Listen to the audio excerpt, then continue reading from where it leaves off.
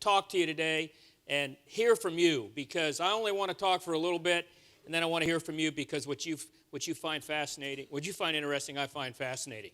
But I have learned over a period of time that when you talk to an audience, it's important to establish your bona fides. Is that all right, Barry? Right? And so I just want you to know for a fact, I am. A shoe. All right? You can find it on YouTube. You can find it on YouTube. I actually wear it, but it makes me walk with a hitch. This piece of wood on the bottom is really problematic. But I do want to talk to you today, and I want to talk to you about the Optimized Fleet Response Plan. Now, people are going, yeah, it's the FRP. How many times have we done the FRP? It's about the fourth time I've done the FRP. So I haven't gotten it right, so I'm now trying it on the fourth time. And this is what we want to talk to you. And it's important we talk to you here because we're rolling it out formally for the first time to understand what this optimized FRP and what it is not. This slide is one of my favorite pictures I've seen in a long time. It's the Bush Strike Group. It wasn't very good weather out there. But what I like about this, there's a LA class and a Virginia class. You just can't see it in there. And there's a P8 that the weather's so bad, but that's what makes our Navy the best Navy in the world, is the combination of that capability that's out there. And it's great to be able to hear. And I wish you could have gone out there and seen that. We've done so much with our advanced phase. Let's take the slide first. Of course, I have to talk about the readiness kill chain. I want to bring you up to speed. We rolled the readiness kill chain out here a year ago at SNA, and I want to talk to you a little bit about the differences. I'm sure everybody understands the readiness kill chain, has it tattooed on their chest. I know that the Sea Lord does, but I want to talk to you. It has evolved over the last year, and I want to talk to you about how we changed it. The first change that we made on the readiness kill chain is we moved the ends all the way over here to the deployability and the sustainability phase. If there's one thing that's really important about the kill chain, it's all about means, ways, and ends, and it's aligning the whole Navy to the same end state, to the same set of ends, which is the CNO sailing directions, warfighting forward ready, and it's our deployability and our sustainability. Everything we do is to get things on point, to get them deployed and use them in a sustain so they can do the nation's bidding. The next thing is, so everything else now in the ways piece is all aligned up over here. So all the elements of the FRP and everything starting back at resourcing and policy coming out here is all part of the ways. The next thing we did is we've added a bunch of our means. If you look in there, everybody's familiar with the pesto pillar, the stuff that you need in order to produce readiness. We have added to it because we learned that there are a lot more means than the pesto pillars. First is our networks. We can't communicate. We can't plan a party without our networks, right? So that tells you how important our networks are. The networks are part of it. Our installations, Naval Installations Command, are absolutely critical because they not only sustain our families and our sailors, they have the fields, the airfields, the ports, the piers. We can't do our job without installations. And over the past budget years, we were trying to take money out of our budget, what little we had, to fill those gaps in that Naval Installations Command, as they were taking, we think, too much risk, and it was affecting our ability to produce readiness. Yeah. Is that Bill French out there or somebody from, yeah. I did get a Christmas card from him. I tell you, that was quite a shock. Anyway, but the community. The community is a part of the means. We come from the community. We are the school teachers. We are the Little League coaches. Our children go to those schools. The community is a key part. They take care of our families while we're on deployment. And reaching out to our community and telling them how important it is absolutely critical. Industry. How many people in industry? Raise your hand here. You are a part of our means. You know, we cannot. You are the second great secret behind how effective soldiers, sailors, airmen, Marine, and Coast Guardsmen are, is because you all give us terrific product, and then we have the very best of the youth of America. We give them the necessary training, which is our strategic advantage, is our training, that we're able to go forward. So you are a mean on how we do business. And finally, we added our elected leadership on there. And why did we do that? They're the bankers. And so, we got to remember that most of our elected leadership have never been in the military. So it's our job to educate them, not to wank, not to do it, but to educate them on our needs, what we do, and why they're so important to us. And so all of that are part of the means. The last thing is the weapon system. You saw two key pieces of the weapon system on the previous slide. The weapon system isn't your Arleigh Burke. It isn't your F-18. It isn't your Joint Strike Fighter. It's the compilation of all the things that you see over there. It's the ships, it's the airplanes, it's the submarines. It's our C-4 ISR and our cyber. It's Navy Expeditionary Combat Command, and it is our operational and tactical headquarters. It's the compilation of those capabilities and the training of those capabilities that makes our weapon system, make our Navy effective. None of our Navy can do any of that without each other.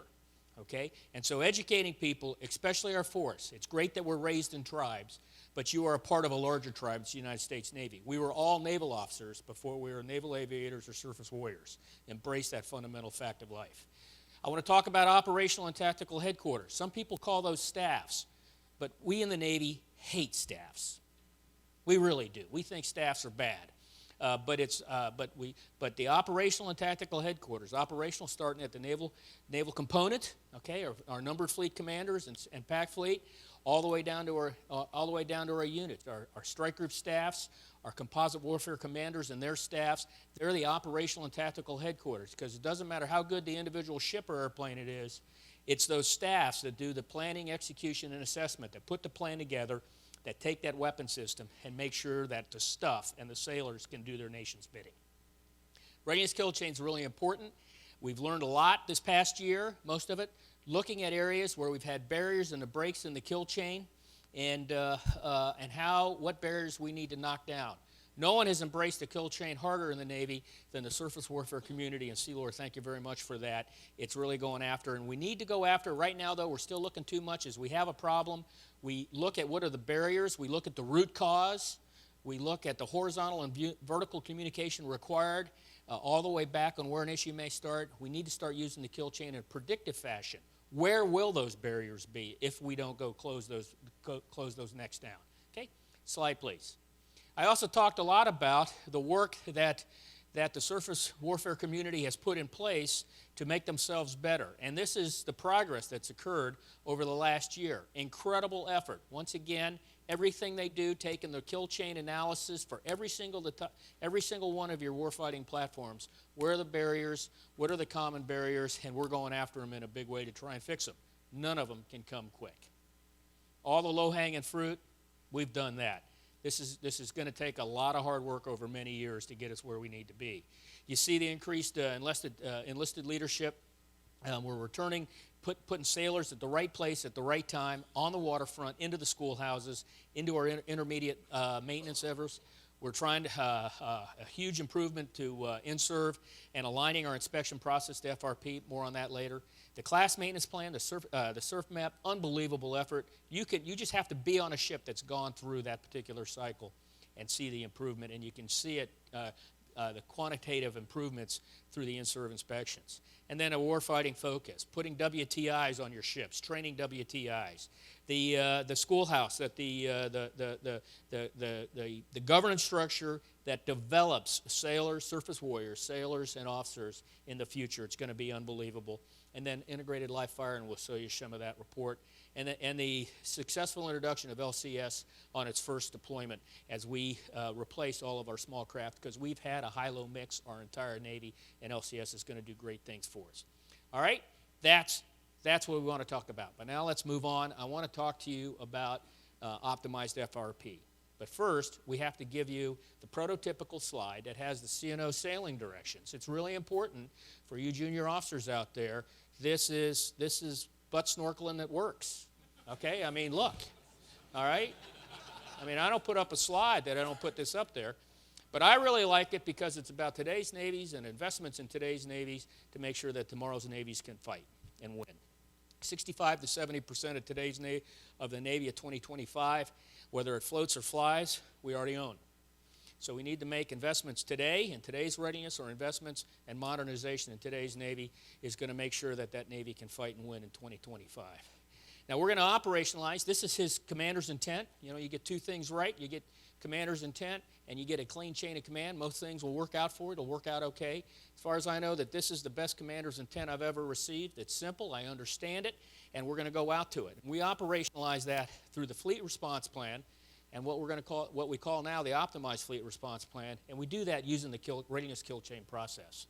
You can see in his position report of 2013 on page 3. He talked about, we developed the optimized fleet response plan. When I read it, I said, boy, I wonder what that is. But no, really, we worked pretty hard on it for a long time. And now we're going to talk to you about the optimized fleet response plan. Barry, pay attention. This is really important. Next slide, please. Are there any questions? No. Okay, next slide. You know, the first thing you need to do when you want to look at something is analyze and agree on what the problem is you're trying to fix. So in every one of my briefs, everybody has to come to me with what's the problem we're trying to fix. All right? Are we trying to do change for change's sake, or are we trying to fix? And we all have to agree on what the problem statement is. And we tried to capture of problems and how we produce readiness, and the fleet response plan. It's not necessarily that the fleet response plan is just a name that we use today. We used to call it the interdeployment training cycle. We used to call it the turnaround training plan. What else did we used to call it? I mean, it's been a ton of names. Today we call it the fleet response plan, and it is the force generation model, the readiness force generation model for the United States Navy. The Marine Corps has one that looks just like it. It's their BCT force generation model. Okay? It's how we produce readiness. Okay? And what's happened here over time is that we've lost, the single biggest problem that I see out there is that we've lost predictability in the way we generate readiness. Okay? And it's cost predictability for our sailors. It's lost predictability for our families. Our industrial base doesn't have the predictability it needs that he'd give us the best product for the best cost, for the least cost. And for those of us that are in the production of readiness, we've lost that predictability. And I used to be a consumer of readiness. I'm here to tell you it was a lot more fun to be a consumer, or the product, to be honest. But for both the producers and the consumers of readiness, we've lost our ability to give them that predictability. So the one thing we want to put in here is that we want to put predictability back into our force generation model. The next thing, the length. The length has grown over time. It's always going to grow over time, given the complexity of our combatants that we have out there today. But between the maintenance and training and our ability to generate an acceptable A sub O with a good purse tempo for our sailors is lacking. Okay? It's got a misaligned chain of command predominantly because the units of the weapon system, the elements of the weapon system, all are on different FRP lengths. Okay? So if you try and schedule to align people to the same focus area, it doesn't work because they haven't been on the same the weapon system or the element of the weapon system that work up and train together are not all on the same FRP cycle. Lastly, largest readiness degrader that we have out there is manning. Okay? Doesn't matter how good the stuff is if the people aren't there and they're not properly trained. Okay? And not only do they have to be on the ship or in the squadron, they have to be there at the right time. If they show up after the training occurred and just before deployment, it's not going to work, and that's where we are today. Second, the next one is the maintenance and modernization. I'll tell you, we're not executing on time, on budget. We're not getting them in on time. We're not getting them out on time. The planning effort is not as synchronized nearly as well as it should be, and we're going to have to go out there and fix that. The next one is the spares. If I don't have the spares on the shelves, if I haven't ordered them 2 years ago or 3 years ago, in many cases 5 years ago, they're not going to be there. So we got to get the spares right. The inspection process is completely unconstrained. And at the Operational Tactical Headquarters, there is no standardized academic, synthetic, and live training at the Operational and Tactical. It is by happenstance and is not at the discipline that we, in this time and place in the world, that we know we have the ability to put in. So that's the problem statement that we're trying to fix. Does everybody agree with this problem statement? Anybody want to take issue with it? Go ahead, free shot at a 4-star if you don't. Is there anybody that wants to add anything to it? I could add another 2 or 3 pages, but we try and capture it in that. Okay, so now that we all agreed on the problem, let's go see how we're going to go out and fix it. Slide, please. What are the potential drivers to the readiness production? Now, we're starting the optimized FRP with the Carrier Strike Group. Okay, now why are we doing that? Because if we get the carriers, the air wings, and all the squadrons and all of the crew devs that support that, that's 85% of our Navy. So if we put the right stuff in place, we're going to be okay. But up in the upper left-hand shelf is the traditional Devo definition of an FRP cycle. That's the way it should look. We're down in maintenance, we work up, and then we go on deployment, and readiness declines as we go down there. That's theory. That's not reality. But that's what we try to achieve. But if you look, there's different drivers to this. And if you look on the upper right-hand side, it's the Truman Strike Group, where because of budget, we trained her, and then we didn't deploy her. And we kept her ready for deployment, and then we pushed her out the door, and she's right here now. She didn't fit within the traditional cycle, but we invested in their readiness. They were actually 2 days away from deployment, and we delayed them because Secretary made a decision because of sequestration. On the lower left-hand side is another one. It's a Nimitz one, and this cost driver was maintenance and schedule problems. This was supposed to be the cycle. She's working up, but then she had, is it a reactor cooling pump? Yeah, reactor cooling pump, which, Barry, I guess that's bad, right? I don't know. It's just, I don't understand. It's just boiling water as far as I know. But or I guess not boiling water, right? Yeah. Anyway, so we had to delay her, and then we pushed Nimitz out, and then we put her out the door, and then right about here, what happened?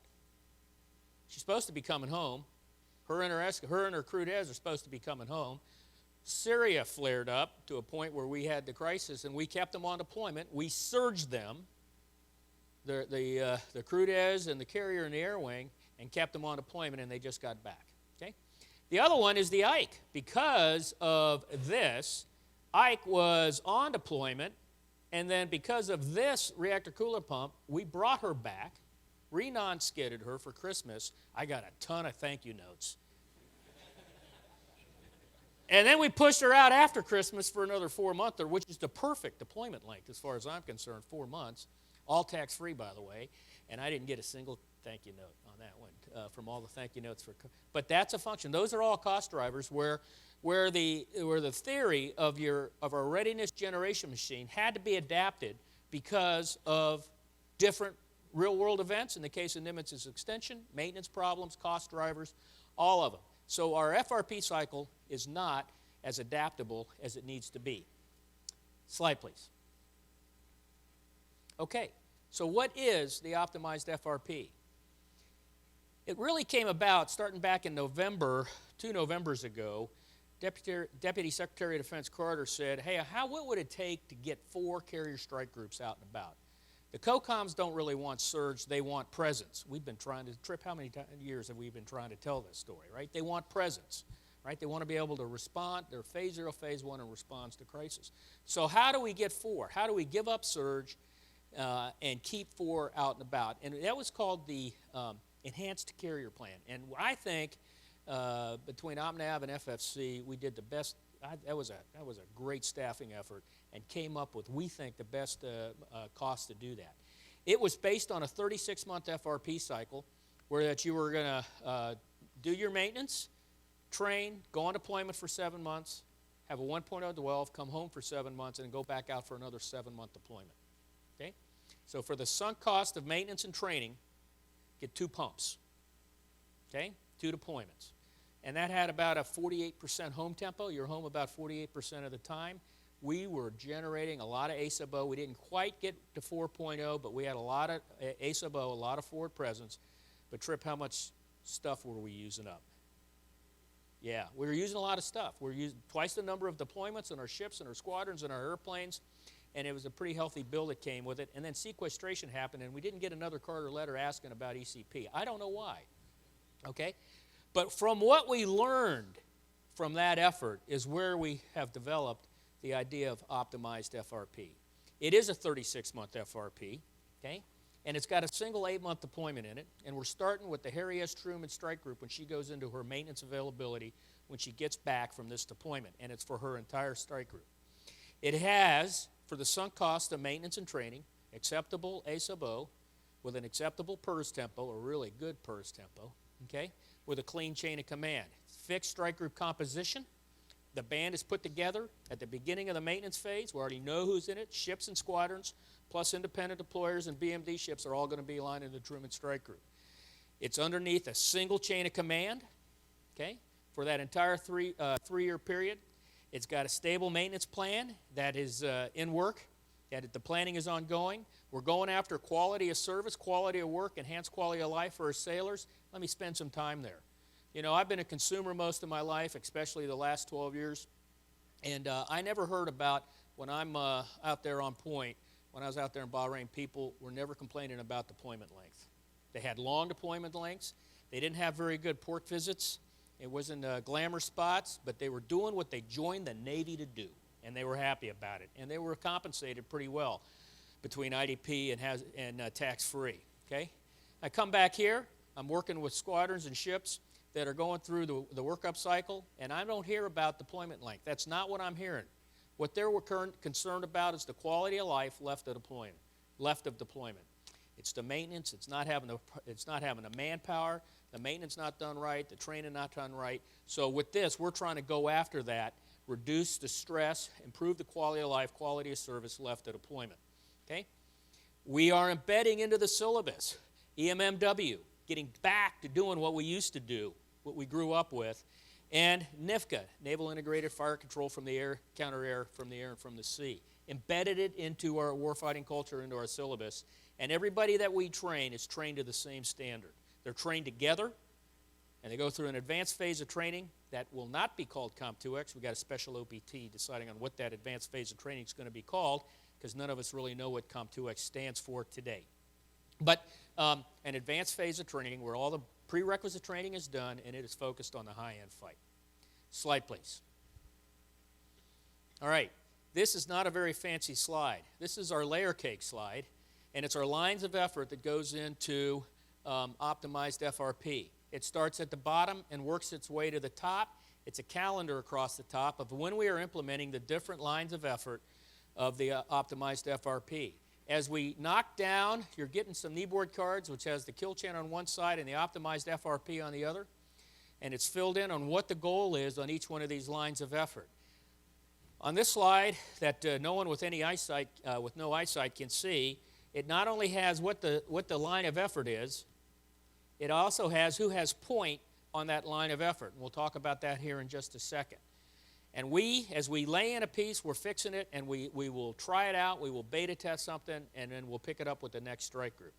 The first is the FRP length on the very bottom, starting with Harry S. Truman, as I said, and every strike group after that will be realigned to a 36-month FRP, and when you get assigned, when a crew des gets assigned to that strike group at the beginning of that FRP, their Surface Force Readiness Manual goes to 36 months, from 32 to 36, okay?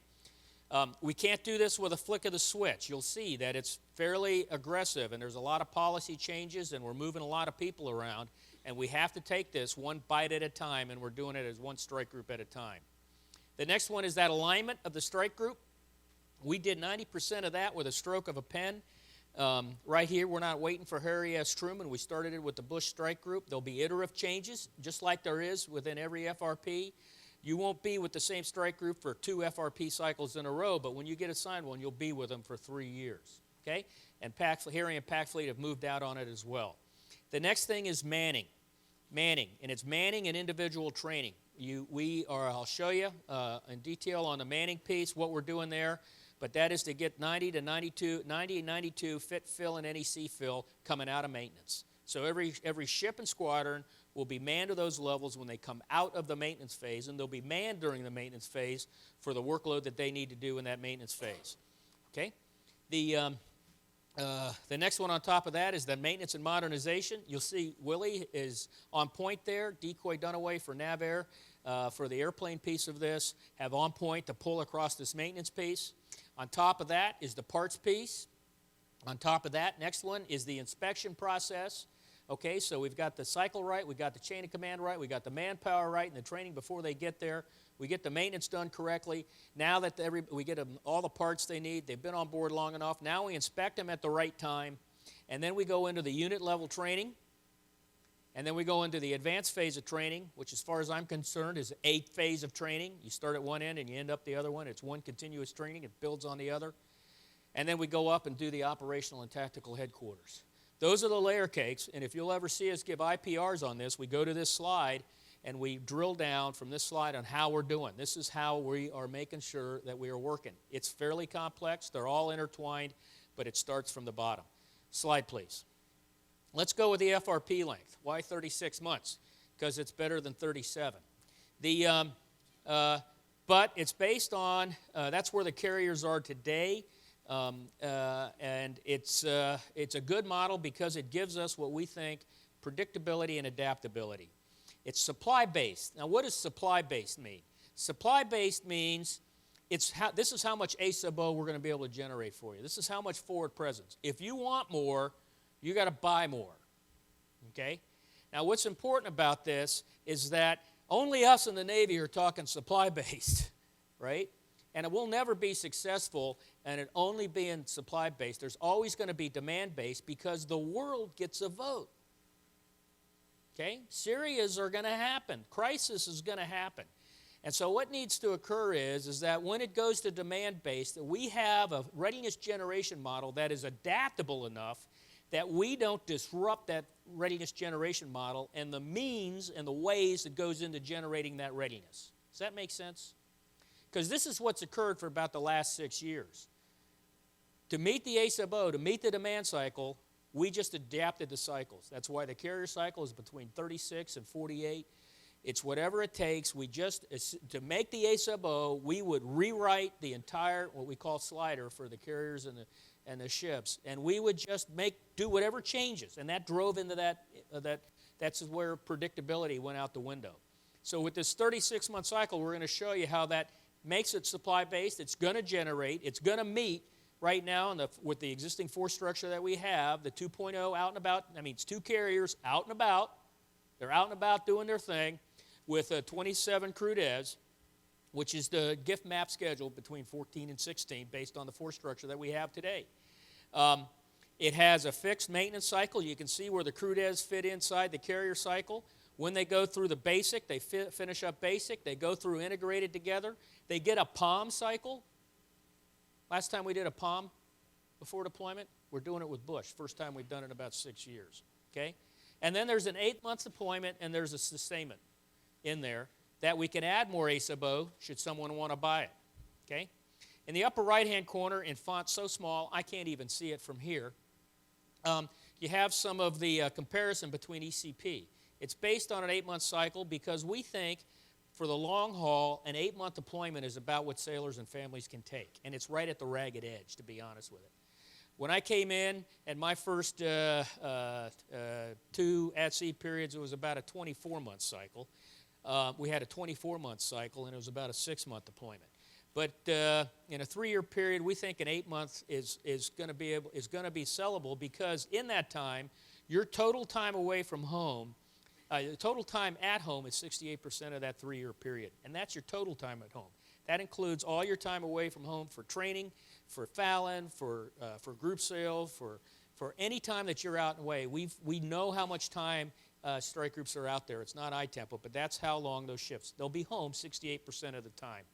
It generates, instead of ECP, it generates a 0.22, but the math works out and our schedule's worked out that as we transition, we'll be able to get to this. Now, I will tell you, it's going to take us a while to get to 8-month deployments.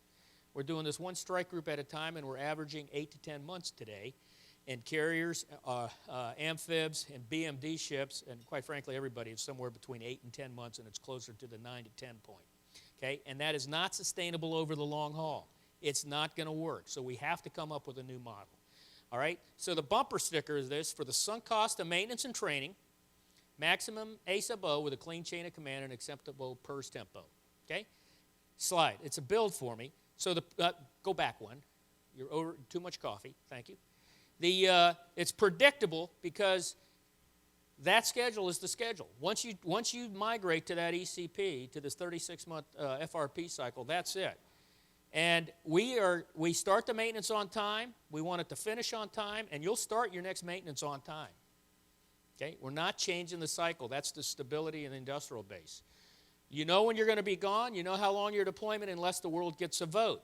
Now, this is what's adaptable about it. Now you can be hyper and build it.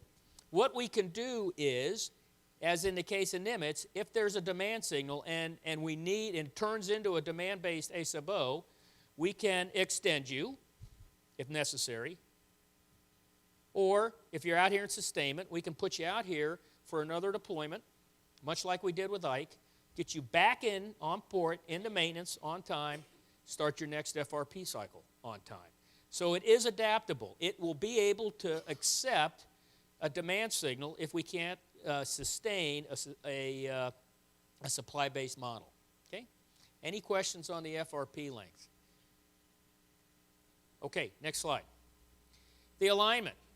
I tell you, the reason the alignment's been so bad is because we haven't had the same FRP cycles. We've got Desrons that are training up with destroyers that are not in their Desron. They're attached to another Desron. And so we need to fix this. So by aligning everybody to the same one, aligning to ChokeCon, I call it ChokeCon. Okay, that's FitRepCon. All right, aligning the chain of command from the strike group commander on down, so that everybody now knows who their boss is. And this is the dirty little secret. Everybody's aligned to the same point and focused on the same point within that FRP cycle. So when they're all in maintenance, they're all in maintenance. Okay? And so those Desrons can do what Rick Williams did for me, dress me up in my flight suit and crawl through all my DDGs before they're in-served through their bilges to understand what goes on in that. That necessary focus. I will tell you, every Tuesday in our battle rhythm, we do our battle rhythms, future ops, current ops, future plans, future ops, and an assessment. But on Tuesday, we do readiness. And it is divided between the staff talks to us for a couple weeks, and I see forest. I see forest and trees things. I see forest. The TICOMs brief during their 2-week period, and I see forest and some trees. But on the other 2 weeks, the strike group commanders brief everybody in their strike group, and I see nothing but branches. Okay, and it's very, very effective. And they are talking about everybody in their strike group, and how well they're progressing, whether they're going to deploy with them or they're an independent deployer. Okay? It's going to take change. Sure, it's going to change. It's going to change every FRP cycle. We're going to have to adjust. We always do that.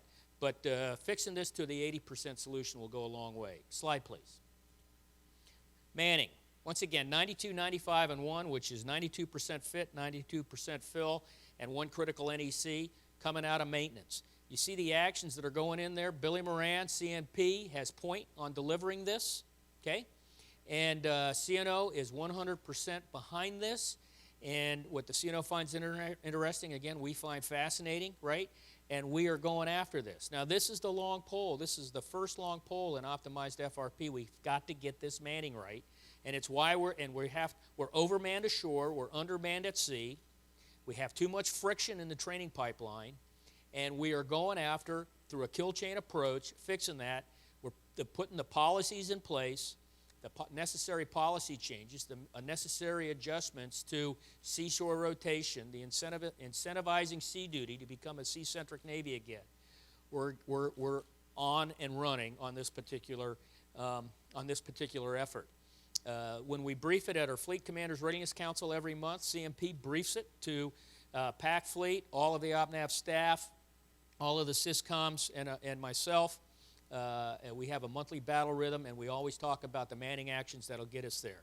If we could, the level of detail, if you could go to the backup slide real quick, which is 25, enter. There you go.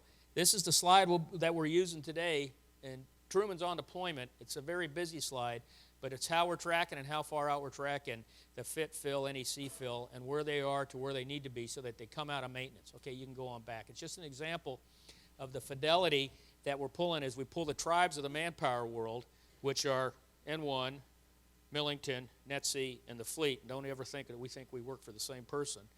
Pulling them together to deliver on this particular product. Okay? Absolutely critical. Sailor with the right individual training at the right time to the ship, to the squadron, with the proper training, and then we take the whole unit through the training cycle together. Rotation as we do this. Yeah.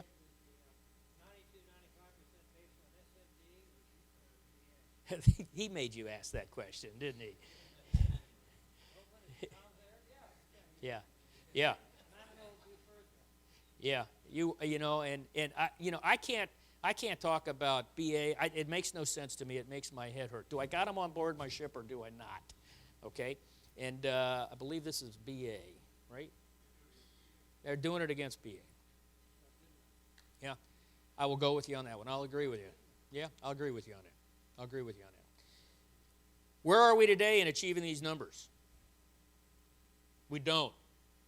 We're lucky to hit it a couple weeks before deployment. Okay? And then we start taking them right off the ship once they go on deployment. Okay? And having the wrong sailor at the wrong time. I'm going to give you a sea story. This one happens to be true, unlike anything you hear from Barry. But I was down visiting a ship on the waterfront. I forget which ship it was, Truxton, I think it was, who on an 8-month deployment dropped her anchor on her sonar dome. Okay? And she's Norfolk-based, but we didn't have the industrial base in Norfolk. The docks were full, and but we did down in Mayport, and we had to put her in the dock down in Mayport. Thank God we got Mayport. So they're on a long deployment. They're down in Mayport for 4 months getting their sonar dome fixed. I told the captain, helps not to be stupid. It was his line, not mine. And he's having his first family FRG meeting, talking with the spouses there when they get back up to Norfolk after an 8-month deployment, 4 months down in Mayport. First question was from a third-class wife, the wife of a third-class petty officer. When is my husband going to get his supervisor like he's supposed to have on the ship? It wasn't about a long deployment. It wasn't about why did you take us off a long deployment and put us down and put the ship down in Mayport. It was about not having the right leadership on the team at the right time. It's a pretty telling story. Okay, slide please. Next thing is maintenance and modernization. For the ships, Willie Hillardis took point on this one. For the aircraft, Decoy did, Dunaway. And it's getting the availabilities done right. And it's starting at the 2-year point, starting the planning correctly, and it's maintenance and modernization, both, okay? And it's having the right people in the planning process to do maintenance and modernization. It includes a fleet scheduler during this entire process, so we put the heat of the calendar on them.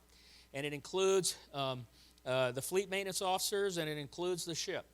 And the importance of who talks when and the prioritization of activity, the closer you get to the start of that availability, it's going to change a little bit. But at the end, when we put money down and we start funding, because we end up always funding the availabilities, it is already prioritized. We do the planning correctly. Okay, we have to get the modernization better into there. Right now, it's not there right now, and this is an effort that has to occur. As part of the FRP cycle, I'm really worried. The long pole after Manning is the industrial base to do the availabilities inside the carrier availability.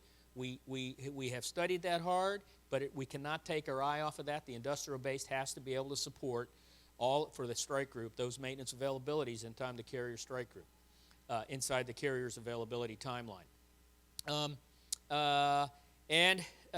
Once again, the ship will adjust its SFRM when you transition to the FRP. Stable, predictable, integrated maintenance and modernization that also aligns to the strike group's capabilities. As we are delivering new capability in the fleet, as in the case of NIFCA, it is a full package. It's the carrier, the air wing, the crew des that are on there that have this. They all have to have the right equipment. They all have to have the right training to deliver that capability. And in the case of NIFCA, it's fundamentally changing basic phase training. Okay? Slide, please. This is an example. This was off of this morning's readiness brief from Sir Flant, the capstone and canes install. The synchronization manager of this program is right there in the center of this. This is combat, okay? Complex capstone, really complex canes, plus Joint Strike Fighter modifications, okay? And we didn't do our planning right, okay? Anybody want to go back into there? All right? Slide, please. Spares. Got to have the parts. If we're going to make it work, we got to have the parts. And the parts have to be ordered so that we can procure them. We have to put the money against them, because if we don't order the parts today, they're not going to be here 2, 3, 5 years down. Putting great money into this. Thank you very much, Trip. In order to do this, we got to have the spares on the ship, and we have to have the spares on the ship at the right time in the training cycle. Because as we go through the elements of the basic and the advanced phase of training, not only the parts that are back in Norfolk or back in San Diego, if they're not on the ship and we miss a training event, we will never recover that training event. Okay? We invest a lot of money in adversaries under the water, underwater, in the air, in space, and in cyberspace. And there's a lot of reps and sets. And we have to plus up the parts so that we don't miss those training opportunities that we are investing in to get them to the right level. Okay? And it's really important everybody knows what their co-sal looks like, and they validate that. Okay? Slide, please. Inspections.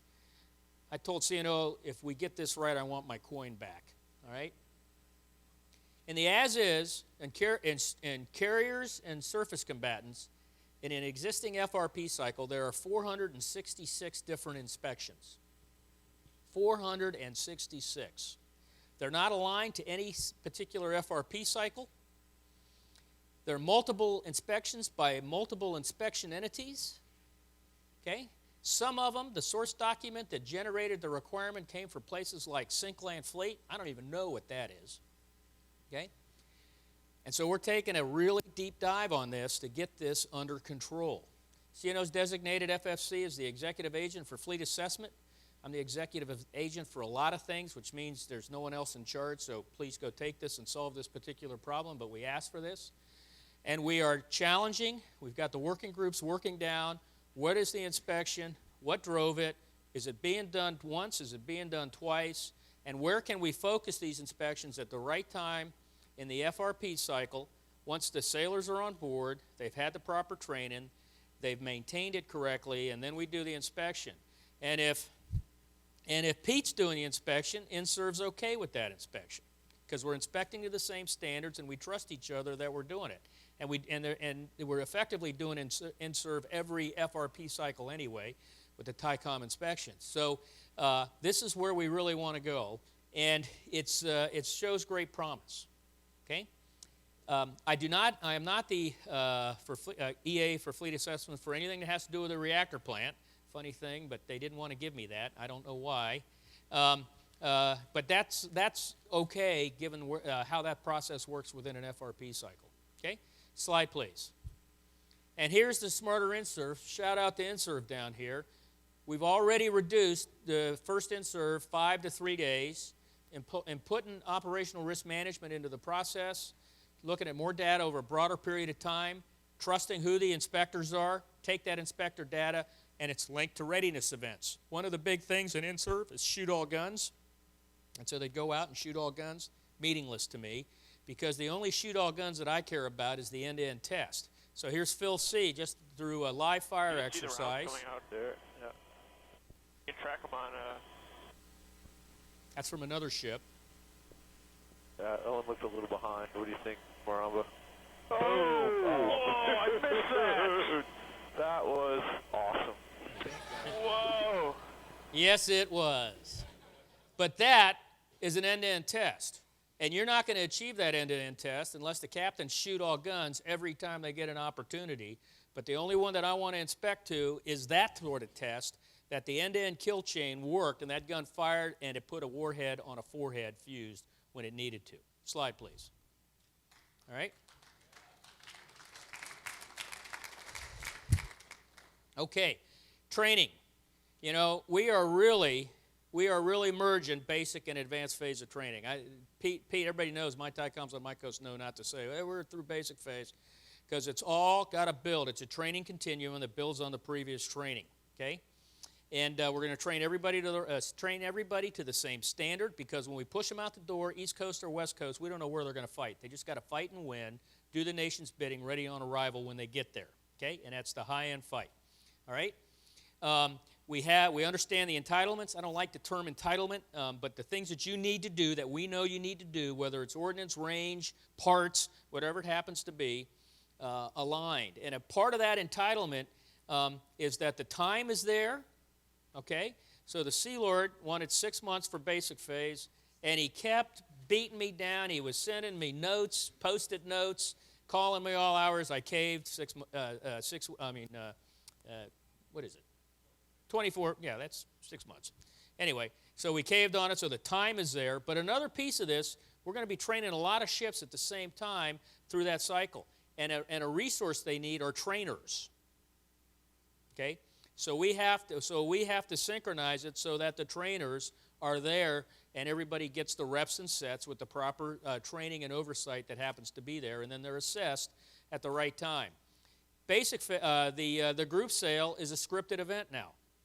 I'm telling you, it's a syllabus and it's a scripted event to prepare people for the advanced phase of training of COM2X. No longer do strike group commanders get to go out and just decide what they're going to do. It is a scheduled event, and it is, once again, it's to prepare them, properly prepare them for the advanced phase of training. We do 2 DG sits now, one in that basic phase and one at the advanced phase. Invest in that and necessary investment to make sure that we can talk and squawk and share the picture together correctly. Okay? Slide, please. Lastly is the operational and tactical alignment. Standardizing at the high level, at the naval component commanders level, at the numbered fleets, to the task force level, that the task force is done correctly, that the strike group staffs are done correctly, that the warfare commander staffs are trained correctly, all to the same syllabus, to the same standards, and a training track for all of the key leadership. We just put the strike group commanders, Peace strike group commanders, through the beta test of their training track before going out to deployment. I mean, mine was a half-day visit to Naval Reactors to say not to take the nuke into New York City and don't fire the reactor officer.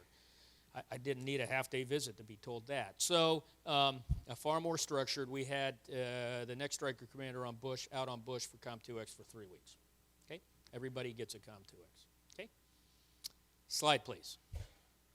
Okay, here's the timeline. Here's the timeline that we're implementing these things into. And once again, as soon as we're ready to go, we either beta test it and put it in so that we can adapt it for the next strike group that goes through there. Slide, please. Here's how they align in the FRP cycle. What's important to note is that there's a lot of the whole kill chain is aligned in a lot of these issues. I can't fix manning in the fleet. I can't fix maintenance just in the fleet.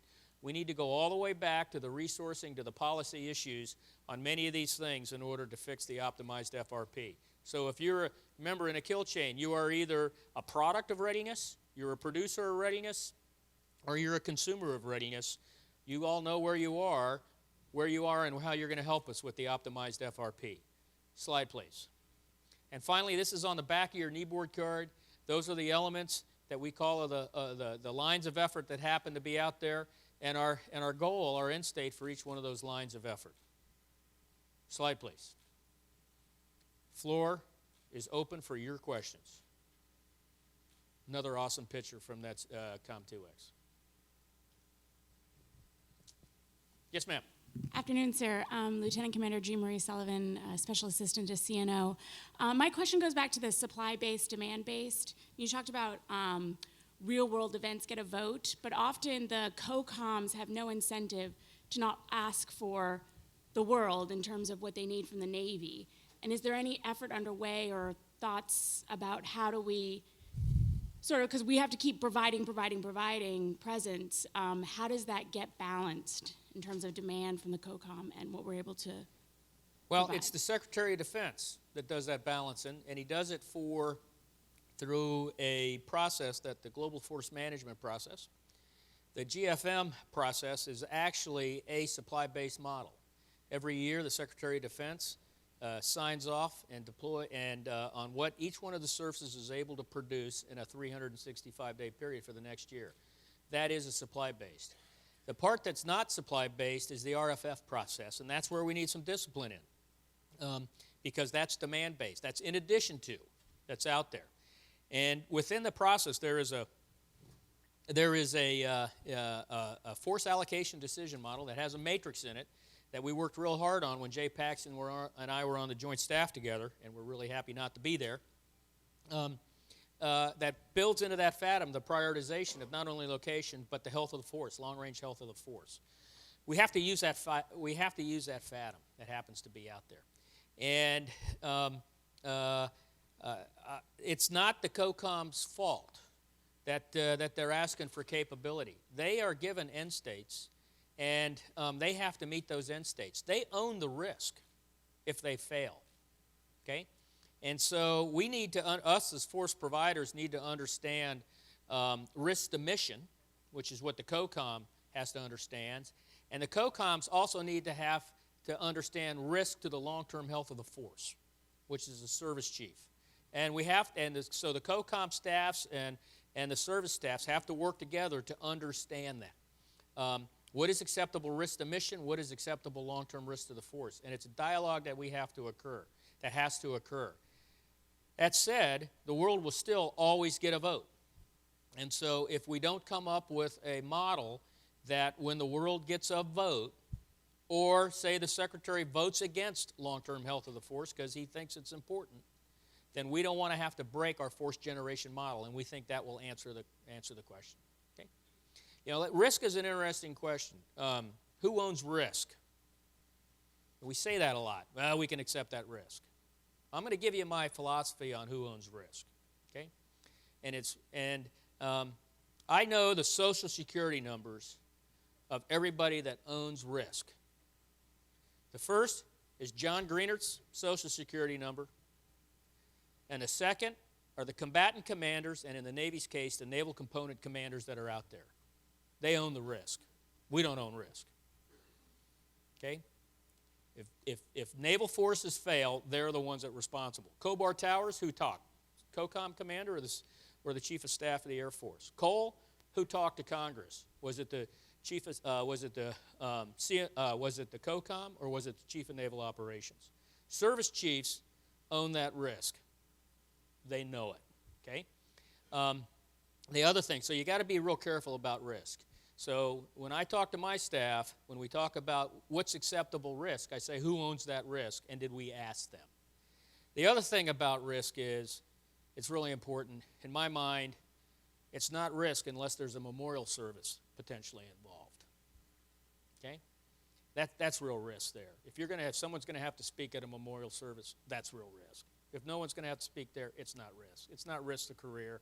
It's not that. Those are the things. You got to be able to define risk. Put it in the right context. Next question, please.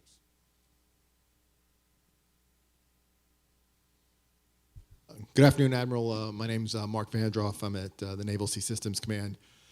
I was curious, you mentioned clean chain. You're curious to find out you're in charge of some of this, aren't you? I would be what you would call a provider of readiness. There you are. I provide my favorite kind of readiness. I'm the DDG 51 New Construction Program Manager. I love my product. And so my question is related to that product. You talked about clean chain of command and standardized training across the carrier strike group, but you also talked about that for independent deployers. And in the future, I think we're seeing now in the future, a lot of ships, specifically DDGs, are going to be out independently on BMD stations. Are you including, is there somewhere in that clean chain of command and standardized training for the individual deployers? How do you maintain their clean chain of command and standardized training while making sure that they're ready for their specific and particular mission that could be different from the rest of the carrier strike group as you move through the optimized fleet replacement plan? Yeah. They're part of that carrier strike group. So when we non-FDNF forces, CONUS-based forces, are part of that carrier strike group, and they move through that FRP cycle with the rest of the strike group. They know who their boss is. They're trained to the same standards as the carrier strike group. They're also going to be given the additional training that they're going to need if it's a unique mission, be it a BMD ship or a Scan Eagle deployment for AFRICOM. But they're going to move through that particular cycle, and with the forward on the East Coast, with the forward deploy of the forward rota, we're able to make that work. We're also working on an optimized FRP. We started just last week when we realized the need for FDNF forces. What does their FRP look like? It's not going to look like this FRP, but all the pieces, they have to have the same level of pieces that happen to be out there, unique to their particular forward deployed location. And so we started that effort as well. I will tell you,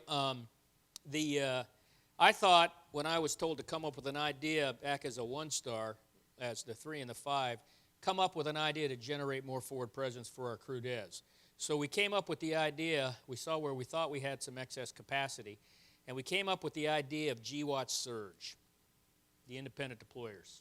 And it was a great idea. We changed it to MSO Surge.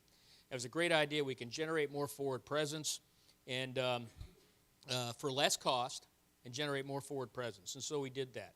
It was a terrific idea until I was a naval component commander and I had 60% of my force were these GWAT Surge ships, and they had not gone through an advanced phase of training.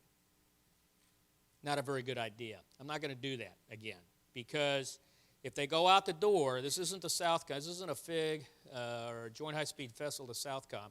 If they go out the door, they got to be able to fight and win wherever they go, and they got to be able to fight and win on arrival. And so that's why aligning them and going through that advanced phase of training. When Rick and I were out at 5th Fleet together, we actually broke out our crewdes's of everybody that deployed to us who had gone through a COM2X and who did not.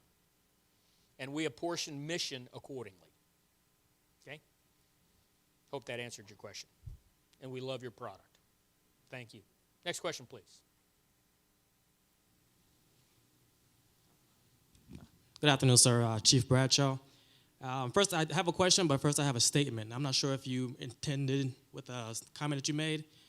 When you differentiate, you said officers and sailors. That kind of sends a mixed signal because I think we're all sailors Okay, at the end of the day. good point. Now, for my question. Now, as far as your FRP is concerned, we speak about the DESRONs and the strike groups, but very little about our ARGs and MEWs, our amphib guys. Okay.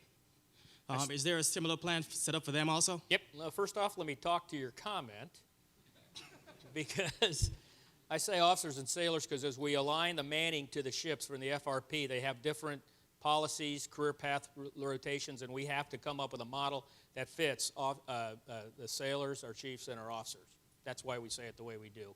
I'm a sailor. I love saltwater. The only person that likes saltwater more than me is Buzz Busby. Okay? All right? Sir. Okay? And I like salt air more than he does. Okay, so we started with the Carrier Strike Group because that's 85% of our Navy. We are now in work with the ARG MEWs because we have to do the ARG MEWs in lockstep with the Marine Corps. We can't come up with an FRP cycle that the Marine Corps can't support, if that makes sense. It's got to be that team. So we're in that effort, and the key piece is starting at the bottom layer cake, the first layer of the layer cake, and that's the FRP cycle. Everything else that you see on the left side of those lines of effort match to what we do for the ARG MEW. The personnel, the parts, the manning, the maintenance, the modernization, that's already in work. But we first have to get that FRP length correct with the Marine Corps, and we're working real close. We're working hand in hand with MAR4Com on that one. We're also doing it for our MPA. We have to make sure the MPA is right, and we have to do it for our submariners, our submarine force, make sure we get that right. And again, I talked about our FD&F force for each area of our FD&F force. We have to figure out what does their FRP look like, what are those parts of the layer, are we doing it correctly? Okay? Thanks, Chief. Next question, please. I know I'm standing between you and the Sea Lord putting money on the bar. I know that. Yeah. Good afternoon, Admiral. Chief Petty Officer Brakebill with the Aegis Training and Readiness Center down in Dahlgren. Got a question. You mentioned a 68% home port tempo, and you said that was in port at home. That's correct. And schoolhouses. And a schoolhouse. And the way I look at it, if you're using a 36-month FRP, that's 22%, or 8-month deployment is 22% of that time. So that leaves you a 10% gap. So how are you going to squeeze in unit-level training, in-serve underways, all the training that goes into your FRP into that 10%? Let me give you what I need is, Mark, get his email address. You got a SIPRNet account? Yes, sir. Okay, we will show you our fishbone. We call it the fishbone of everything within that FRP cycle, all of the time that we account for time away from home, for our crew des, specifically for our crew des for you, and for the carrier and the squadrons that comes up with that number. All right. Thank you, sir. Yep. Slide. Next question. Admiral Rick Easton, I'm the Chief Operating Officer of AVT Simulation. I don't want to use the word risk, but what are the things that you are most concerned about that will sub-optimize your optimized FRP plan? First one is manning. Okay? we have to get the manning right. We got to get the manning levels right. And when we do that, as we move sailors sailors from shore to sea, we have to make sure that we do the manpower scrub ashore correctly. We're prioritizing our maintenance and our trainers ashore at the same level as we are to deployed assets. We don't want to empty out our maintenance and our schoolhouses in order to do that. So the manning's got to work, and you can see to get that work, do we have the right number of sailors with the right training? Is that going to work? The next thing is the training for those sailors. I can get them there, but if their schoolhouses aren't correct and they're not being taught what they need to be taught in their training pipeline, I have to do that training on the waterfront. Okay, the TICOMs have to do that particular training is the next piece. If you're in simulation, I think we are woefully under-resourced in surface warrior simulation on the waterfront. It's one of the Sea Lord's key initiatives. In order to do that, to be able to do that, we have to, it's fairly inexpensive, and it's huge return on investment. This is coming from an aviator who's been doing it all his life. The next one, again, is can we get the maintenance done correctly? You know, you saw what WASP is like, right? And I have to adjust the GFM schedule. She will make her deployment on time with her proper training. We have time in the schedule to do that. But it's not going to be a flick of the switch, and I have to work my way through in order to do. We have to work our way through the challenges that are come up to get the maintenance right, and the industrial piece in order to inside the maintenance phase of that FRP for that entire strike group. We have to micromanage it. You know, there's a fine line between micromanagement and thorough oversight, depending on where you live in the food chain, and we'll be micromanaging it. You're welcome.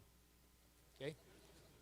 Well, thank you, Admiral. From a retired captain's perspective, I think I've seen more structure than I have ever seen, counting my entire career and my civilian last 7 years. So well done to the guys that put this together. Thanks. It was a great staff effort, both PAC Fleet, FFC, and OpNav, and the TICOMs in order to do it. I will tell you, though, when I look at it, we go back a slide, and we look at the layers of the layer cake. Only the very top, I think, is really new. Everything else we got away from. And like in most things, you know, we need to, if we're going to move away for something, clearly understanding what the problem, why are we moving it away? Are we creating a second or third order effect is important.